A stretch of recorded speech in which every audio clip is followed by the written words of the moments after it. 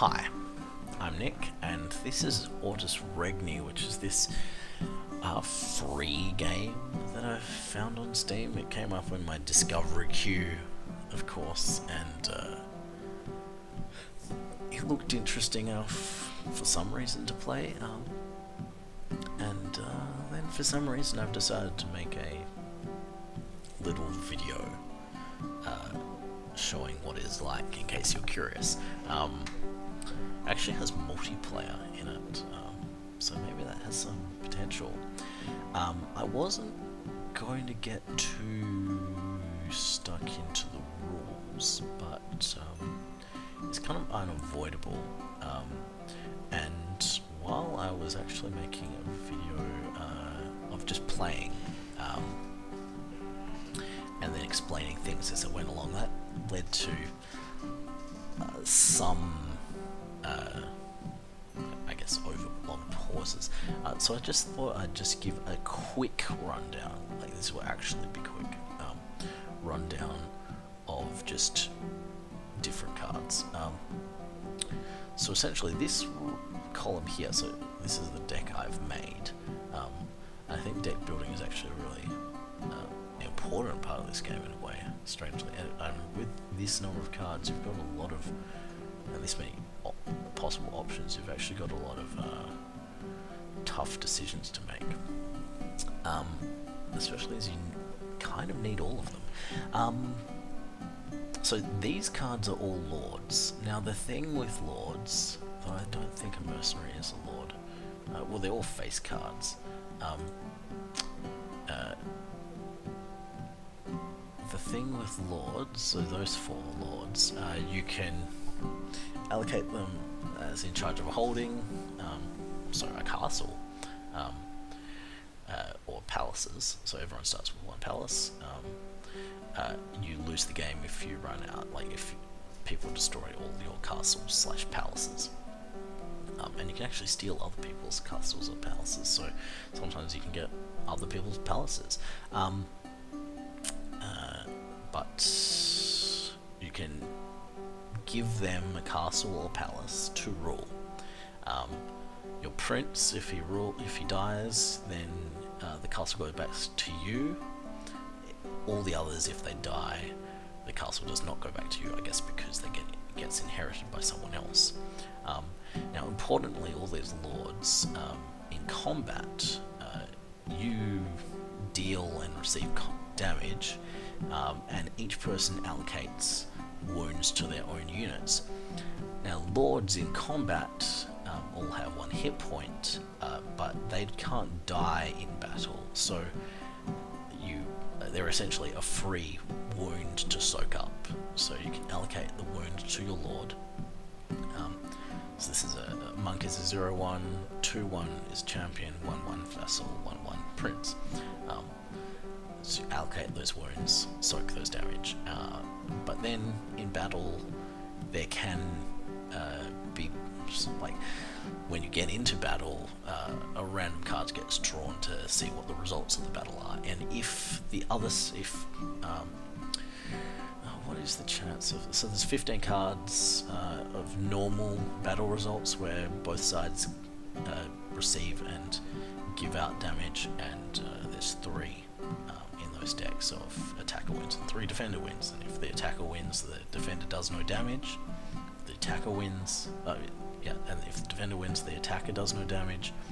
And the other thing is that they get to they capture all the lords from the other side that were part of the battle, and then the player who owned that lord then has to ransom by giving some kind of property to the other player, 1 property card per lord, to ransom those lords back. So that is that in terms of lords. The vassal is his, I guess, special ability is that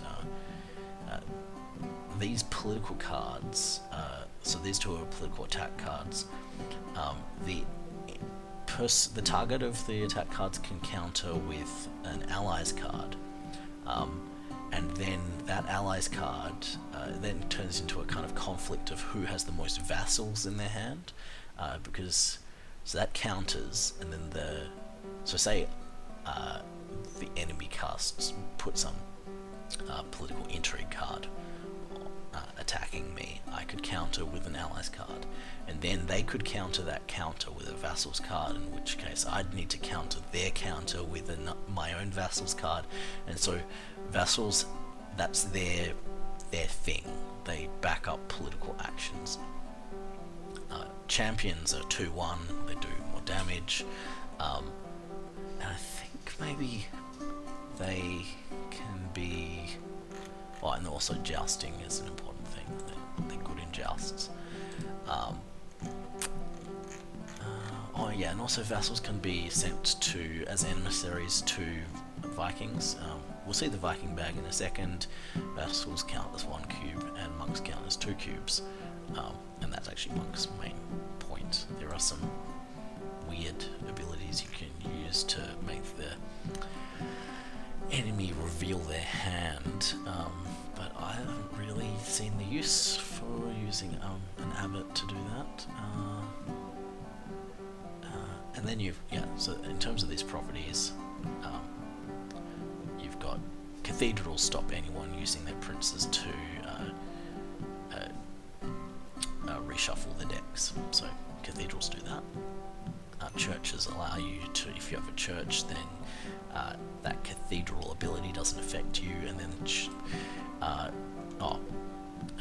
there is a church decides battle card, which whoever has the most churches decides.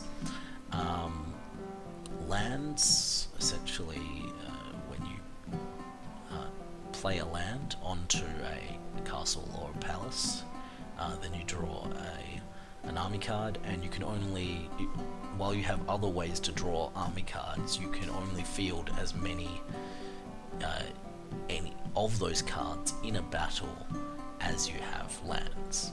So it's obviously good to have extra army cards, because in your army hand, which will be down here, because then you can deal with losses of those army units in battle, and you also have more selection, because there's 2 1s and 1 1s army cards, knights and infantry, but the number that you can actually field is based on the lands you have, and then marketplaces double the value of those lands, so make each land worth 2. Banners are used to you basically banner a prince to bequeath the thing to do that reshuffling, and banners are also used to make yourself king, which is why I have 4 of them, because the king is a really good lord. There's only one king.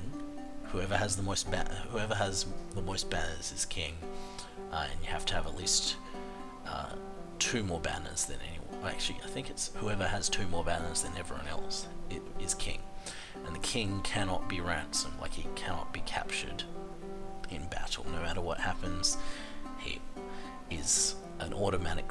Just send him into battle and let him soak a wound. So essentially it's the opposite of chess. The king is the most the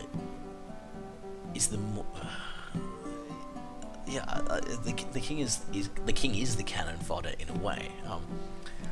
He's the most replaceable unit because he automatically regenerates, and also these banners are used for jousting, which we may or may not see. And jousting is basically betting.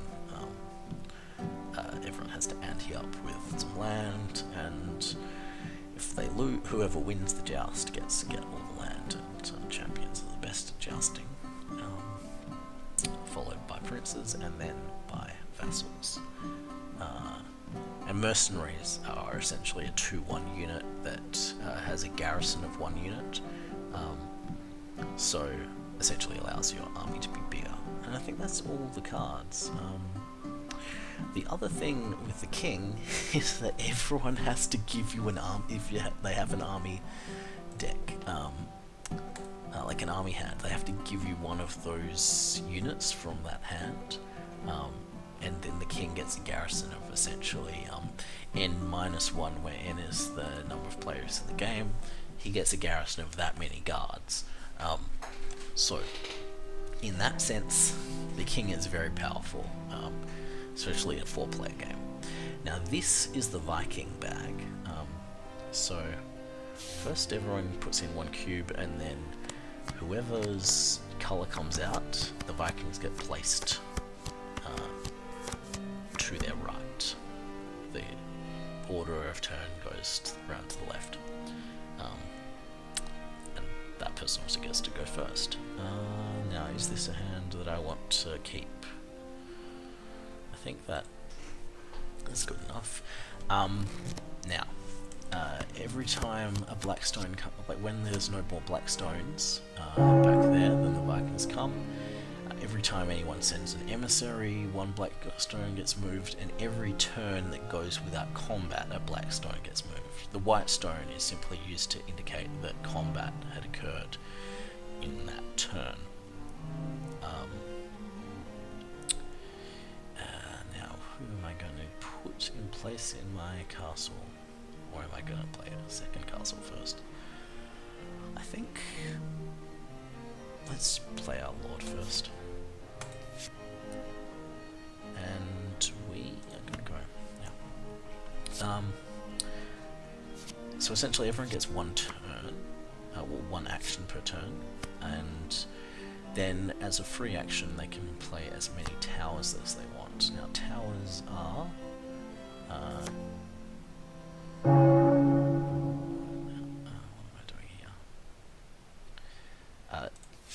towers essentially are cards from your hand that you place face down, and like that one there, and they soak 1 damage per tower. And you can directly attack someone's towers and destroy those towers, obviously, and that's easier because there's nothing really apart from the enemy's armies to soak the damage that you're allocating to those towers, like you're sending towards those towers. But otherwise, in all the other combat, the tower is going to soak 1 damage. I've learnt to kind of hold off and putting out towers until the enemy actually has any bad guys that they can send at me. Now,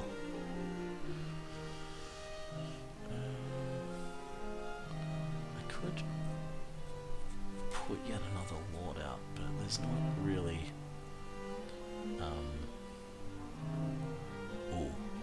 Ooh, that's what I want to do. Is this the right one? Steal properties, yes. I want to steal your properties.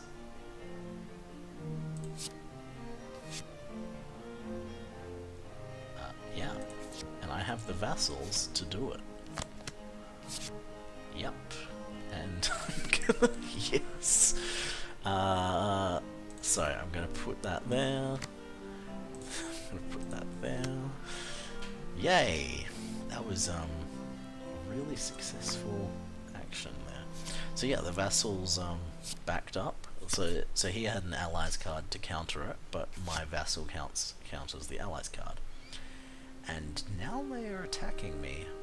So they've got that 1 vassal that's in the palace, and from their hand they have played 2 champions and a prince. So these cards from the hand are going to go to the discard pile. So it's kind of a risky, well, not a risky thing, but and they have sent, and this is why I should have towers essentially. So they're sending 6 damage. Now I can soak 1 of those damage with the prince. I could soak 1 with a monk, but the monk might be better sent against there. I want. Can I soak? Ooh. If I use all of my lords in my hand, then I have to sacrifice at least 1, and if I don't use all the lords in my hand, then I have to give up both. So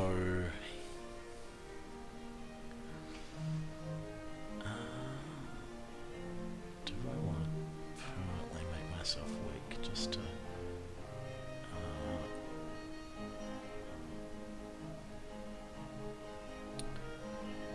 yeah, I think actually I'm gonna... Oh, that still isn't enough. Oh, did not realize. Yeah. Yeah, there's nothing I can do. I can only rely on Defender Wins card. Fate had my back. That is amazing. Okay, that was amazing. Amazingly lucky there.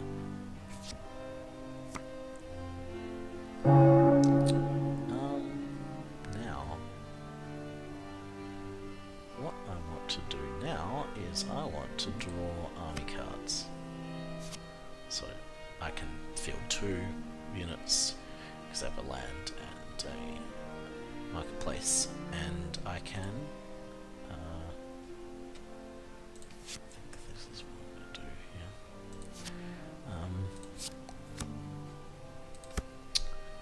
Yeah, and I just drew 2 cards because if you have a marketplace you can draw 2 instead of draw 1 when you hit the helmet button, whatever the helmet button is called.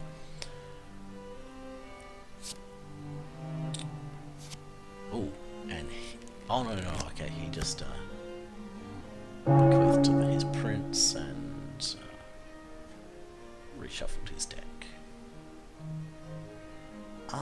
Is anyone weak here that I could just deal some damage to? On the other hand, I probably should start getting my monks into that emissary area.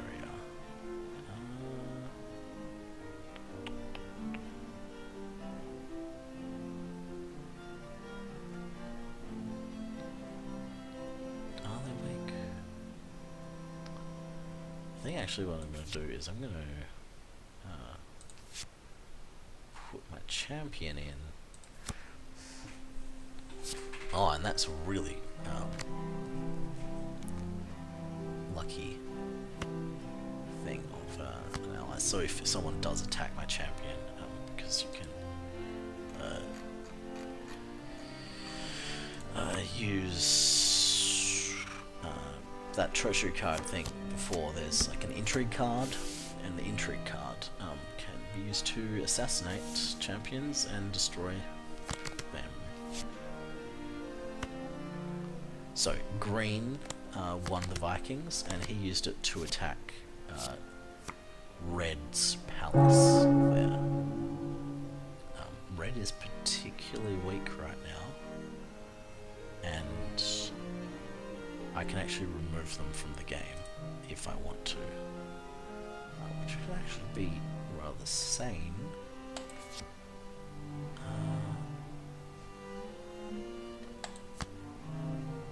Given that they have so many cubes, but instead I'm going to put more cubes.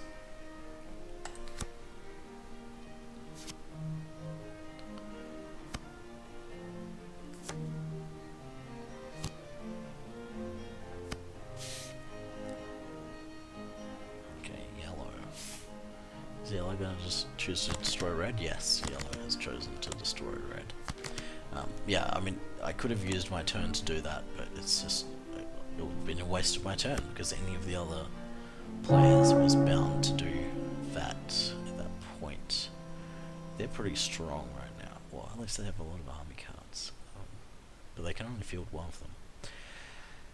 Now, what am I going to do?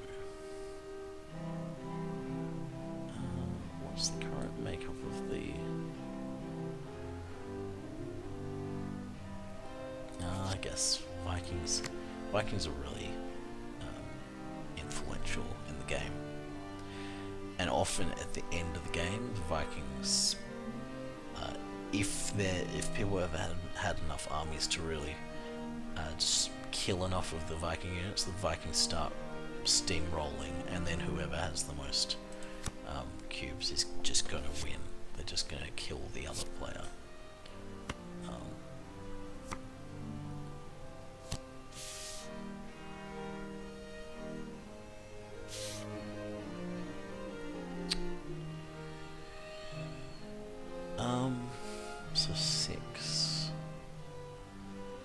on what they have in their hand, I could probably destroy a palace or a castle.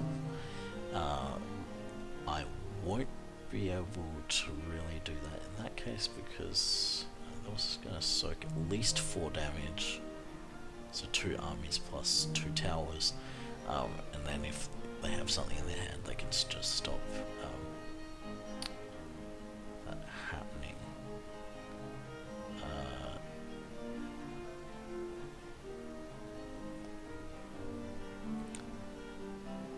But still, they're the threat.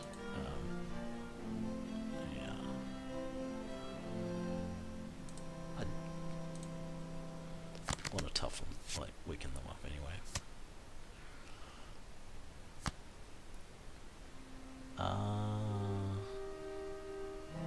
Yes. Okay. So they have no towers.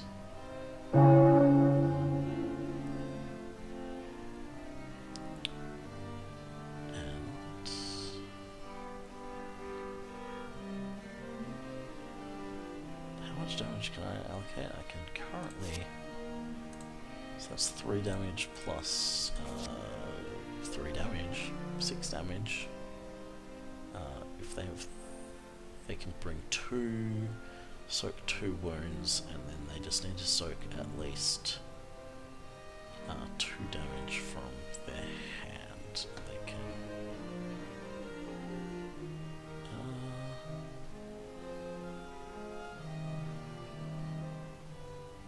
Still, I want. Oh, actually, can I? That's what I'm gonna do. Gonna raid their land.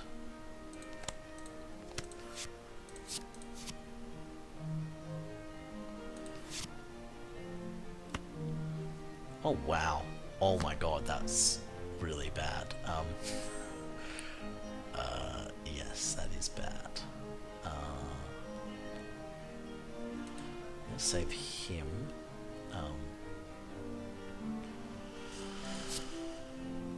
Actually, oh my, that would really superpower. Cancel. Gonna give them the land.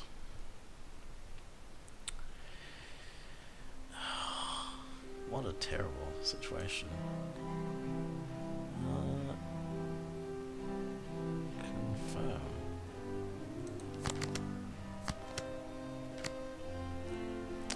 So I chose to lose my prince instead of my champion because I didn't want to lose my castle. Okay.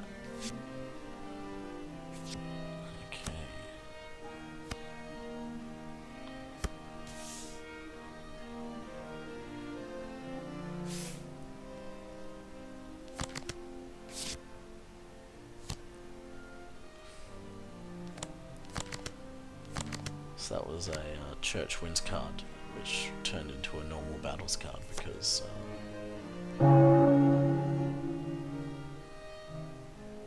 don't actually know what happened just then, but anyway. Oh, it was a Church Wins card, and then the defender, for some reason, it counted as defender. Actually, I can see the game log. Okay, yeah. Sieged Ethelbert's faith with the Vikings, and the Vikings lost 3 Viking infantry. And, okay, it doesn't actually tell me. Now, what am I going to do here? I'm going to play that. And I'm going to... Don't actually need a tower, the Vikings aren't going to attack for a while.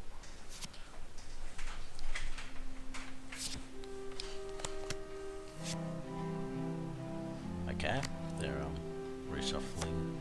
Oh no. I don't actually know what happened there, but anyway. So, this is what I'm going to do. I'm going to become king. Choices will not help your kingdom. I think You'll find they will.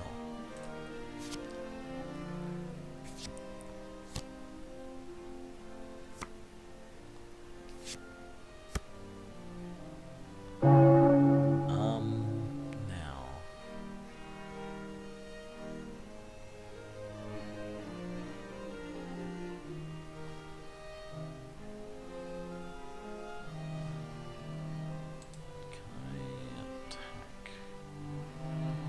How much damage can I deal here? So that's 2 damage, 4 damage, 7 damage.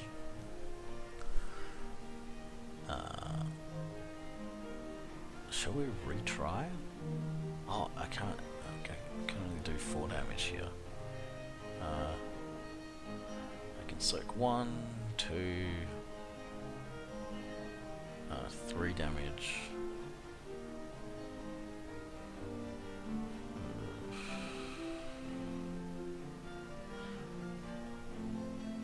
We may as well. May as well.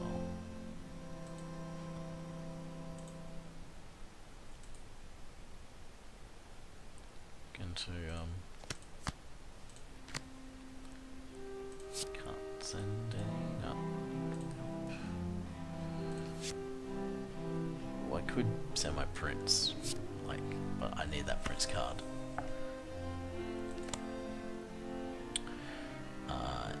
Yes.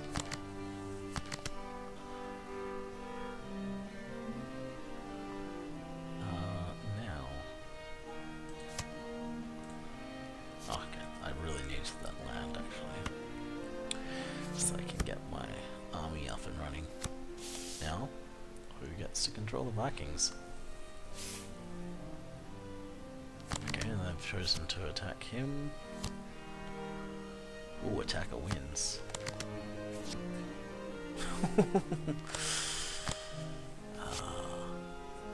AI killing AI.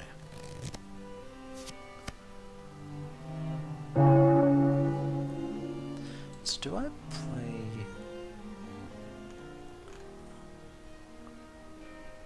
Okay, my prince lost. Okay. I need my prince out before I know what to do that.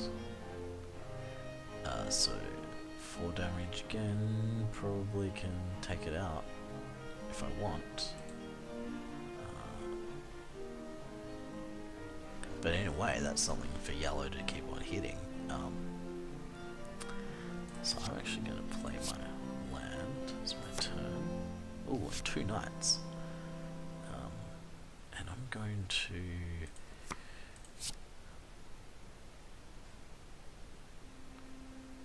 yeah, one more tower.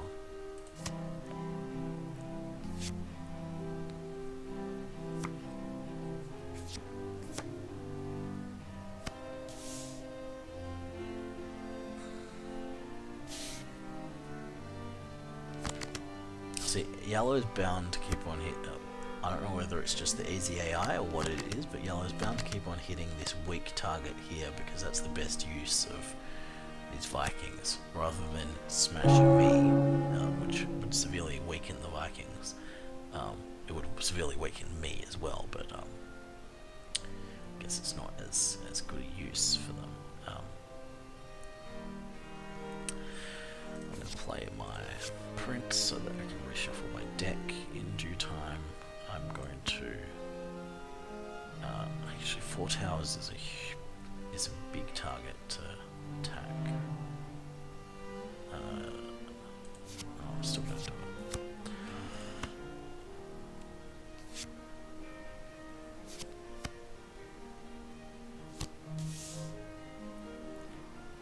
Yellow keeps on drawing that. Yeah, and he's going to kill that guy. And what I am going to do, should I, firstly,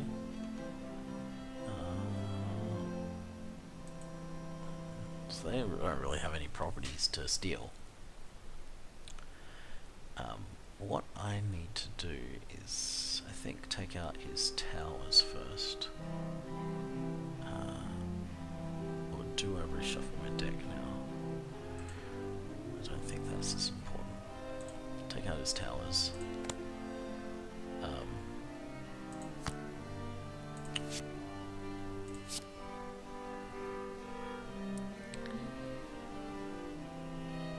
Shall we?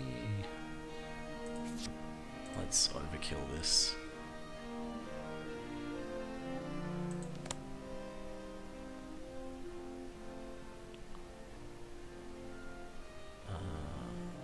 That's a lot of overkill, actually.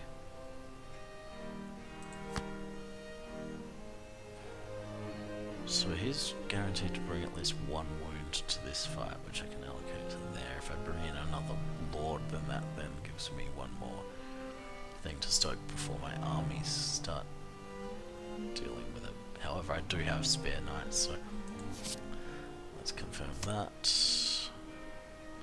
Because yeah, if it had been like defender wins, then I would have lost my prince, and I actually really need my prince to. I think that's my last prince in my deck, with which to. Oh, and finally I get to control it, which was good that I got rid of his castles, his towers. So I'm gonna go for here, and oh, that's good. I think he doesn't have a chance now. I think I cannot lose, but that might be hubris to say. Or hubri. I never know which. Oh, it's hubris because it's Greek, not French. And then some people mistakenly try to be pretentious. Is that, yeah, we're just attacking. We are just attacking. So, need to bring at least 4 damage to this fight. They might soak 1, so let's just bring a knight. Oh, I don't want to bring that guy. That would be a mistake. Okay, let's send 2 knights. Potentially to their doom.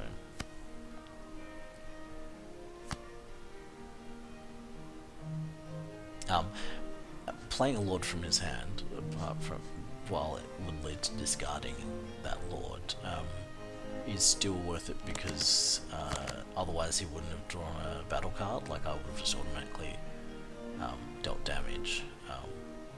But by putting at least 1 unit in to defend, then the battle card gets drawn, and then potentially they get defender wins, which obviously. Ooh. Okay, so I can lose. I forgot about the Vikings. So they're attacking my towers. I could just let them hit my towers, but I need to last at least 2 turns. So I want to soak at least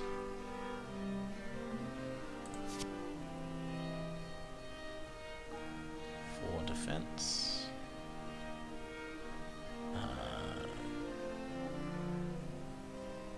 And then that will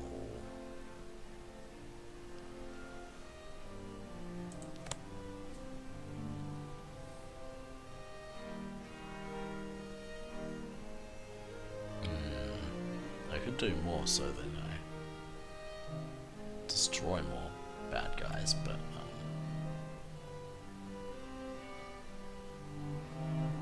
I think I'm doing enough damage right now to knock the Vikings out of action for a few turns. Yeah, a lot of turns, in fact. And I'm okay with all of that, yes. Let's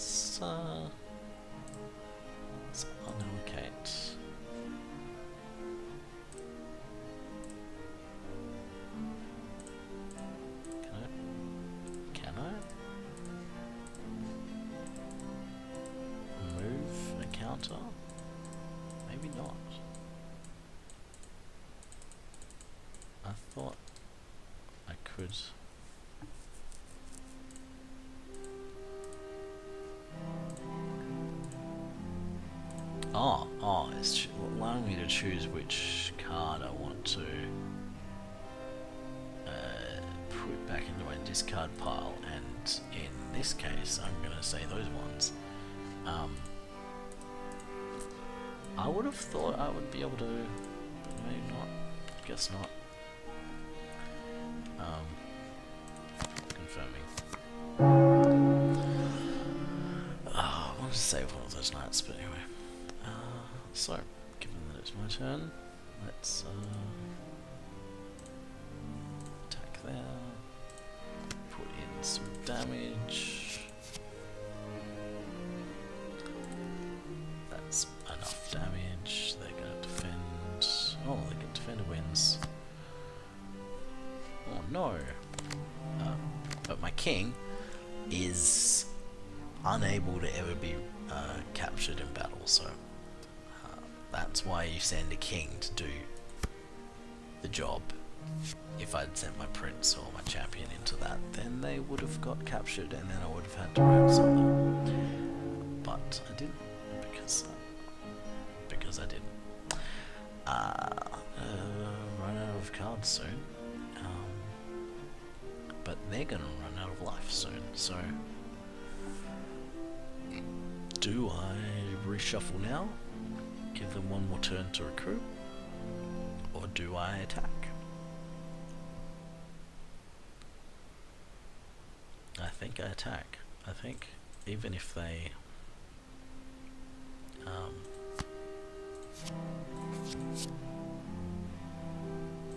for instance assassinated my prince somehow,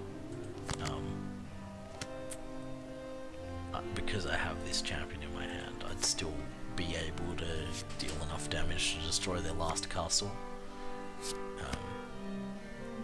And I think I will win the game now. So, they may. So, they need to. They're soaking 2 of that. They need to have at least 1 lord in their hand in order to stop that.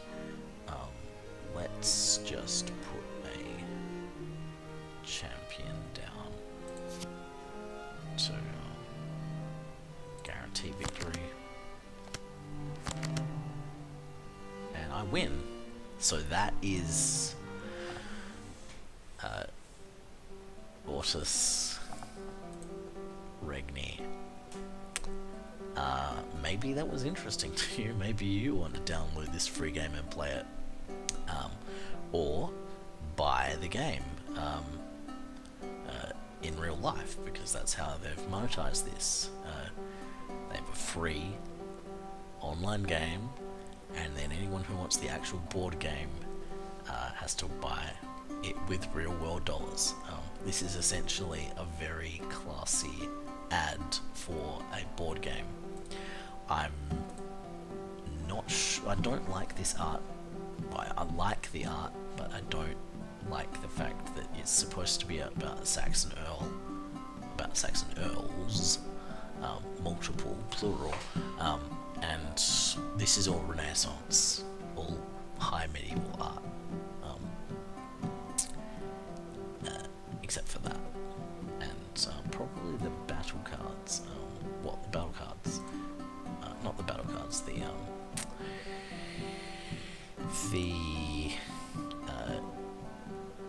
army cards, like the pictures of the Vikings and the Saxon infantry, and I mean those knights weren't really Saxon-like, but I think those sketchy army cards were more Saxon-like than these deck cards are, but anyway, it does look nice. It just doesn't look historically accurate. But anyway, so that was Ortus Regni. I'll see you again sometime.